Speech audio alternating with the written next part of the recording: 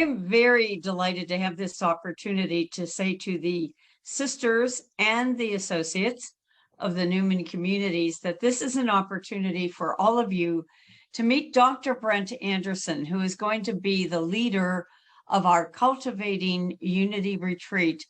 The first pilot program of that retreat will take place at the Villa in Syracuse in September. I take great joy in the fact that he's a native of Western New York. Brent received his undergraduate education at the University of Buffalo, and then went on to do a master's in divinity at the Jesuit school in Berkeley, which also gave him the opportunity of studying with none other than Bill Short. Brent went on to become a director of mission integration and spiritual care for Mercy's Methodist Hospital in California. He also chairs the Bioethics Committee and has a significant experience in human trafficking leadership. He has served on the board of Bread of Life, Sowing Solidarity. As we have shared with you on the Clare Committee, our recent chapter gave a very specific sense of direction to the way in which we want to spend our time and our resources in coming years. And one of those outstanding calls was for a building up of our relationships as a community, of gathering by whatever means. And as we all know, both the pandemic and the multiple relocations of our sisters has perhaps created some real challenges for us in how we gather with one another and how we can even do that effectively when we no longer have some of the big spaces of mother houses and things like that. So tell us a little bit about how Cultivating Unity can help us with that deepening of relationship. Well, first of all, we have an opportunity to gather. We have an opportunity to gather in community to do this 3-day retreat together on a topic that is so relevant to our ministry and can really help us with deepen our skill in active peacemaking. I think the best way to explain that is just by sharing a couple of stories with you. As we know, you all are very well versed in the profound ways Francis committed his whole life to very active peacemaking, whether that's with the Sultan in Egypt or kingdoms in Italy. And the way that we've had participants participate in that movement of active peacemaking, I'll just bring up a couple of situations. There was a fellow that we had, he came to us and he said, you know, I haven't talked to my son in almost 2 years. We've experienced, you know, just a lot of hardship. And then with the political divides we were experiencing, that was just kind of the final straw. As he was going through this retreat, he came back and he said, oh my gosh, I felt I started taking these tools and I applied them with my son. I gave him a call. We've had a couple of conversations now. We've reconnected. And in practicing these things, I'm able to hold more of a space for him that I just wasn't able to do before. And so the relation, and since that time, the relationship has just kind of continued and gotten stronger because they're able to navigate some of those things that had been divisive in a more meaningful way. Another story that comes to mind is we had quite a number of Franciscan sisters of various communities go through this. And so I've heard many stories of community life. As we know, if you're in any family or any community, we always have those rubs and those tensions with each other that helps sharpen each other and that kind of thing.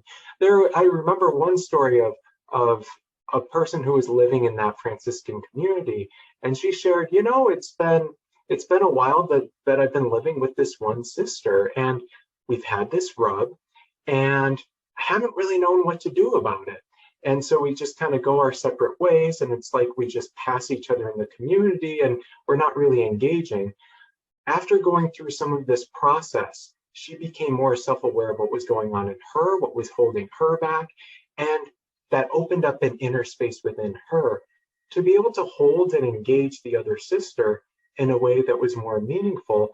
Also, it did come to some conflict, but also they were able to hear each other move through it in a much more authentic way than what she was living before because of some of these tools.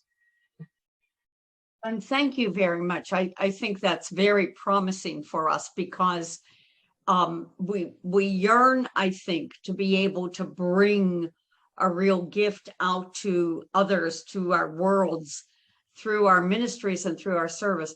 So let me just ask one final question, and that is, it goes without saying that we are living through a time, both within our church and within our society, that in which polarization and division are so extreme that I think many of us are sort of despairing. We feel like there's nothing we can do. So will we be able, do you think, to find a path of hope from the Cultivating Unity retreat that will give us a way to enter into becoming peacemakers at a larger level? If you're like most people who go through this retreat, the answer is absolutely. And not just up here, it's a lived experience that people have out of this. They apply it in their own lives in all sorts of different contexts. They apply this at work, they apply this in community life, they apply this in their family. It's a way to grow in a soulful kind of response that's able to hold some of the tensions without necessarily resolving them, but in some, I think, divine way.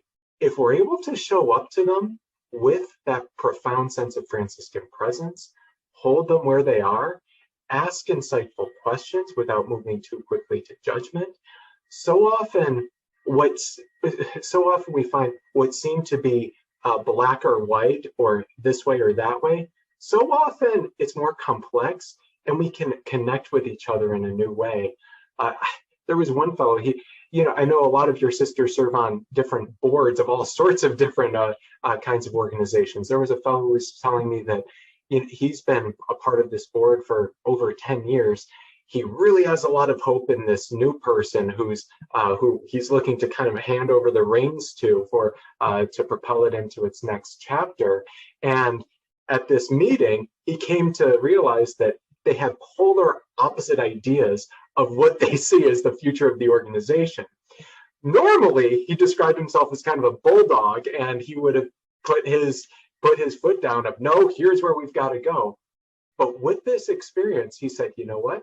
I was able to check that in myself, to listen, and to really, really see her whole view. And then he was able to share his in a more contemplative kind of way, not backing off of any of his wisdom. But what they ended up finding was different ways of a third way kind of emerged in a few of those different scenarios. So yes, there is profound hope of how can we navigate polarization in a Franciscan style with Franciscan presence. I think it's possible, and we need that charism. We need your charism much more alive, infusing the society around us to help us find that third way. Well, Brent, I thank you very much for giving us some really practical insight into what your goals are for being with us. And back to our sisters, what I simply want to say to you is that I really want to stress the fact that Brent has been really generous in the time he has spent with the Clare Committee and with me thinking this through. And that it's also very clear that this will be an experience of bringing a contemplative manner and method to solving problems that often are left at the level of an ideology or points for debate or, just saving my own comfort level. And so I think we're in for a really great experience, not just that brings us together once, but gives us a foundation to keep going as a congregation and to not be afraid to face some of the future challenges that we know are coming our way. So Brent, thank you. We'll be welcoming you in Syracuse in several weeks, and we really look forward to that launch program. Thank you. Well, Sister Margaret and the rest of the Neumann sisters, thank you for your good witness, and thank you for your welcome of me. I'm so looking forward to being with you all.